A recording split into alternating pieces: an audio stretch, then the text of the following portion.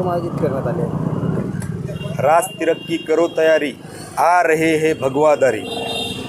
500 वर्षाच्या प्रतीक्षेनंतर, अनेक रावणाच्या विरोधानंतर प्रभू रामचंद्र येत्या 22 तारखेला अयोध्येमध्ये भव्यदिव्य अशा मंदिरामध्ये विराजमान होणार आहेत।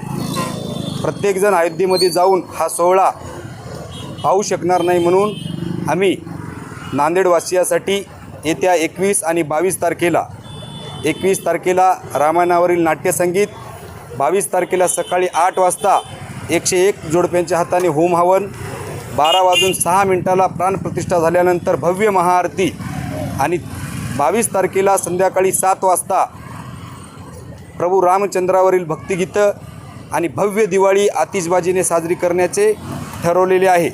तरी सर्व नांदेडवासियांनी या सोहळ्याला उपस्थित राहून या भव्यदिव्य सोहळ्याचे साक्षीदार व्हावे असे आमच्या सर्व रामभक्ताच्या वतीने आवाहन करण्यात येत आहे।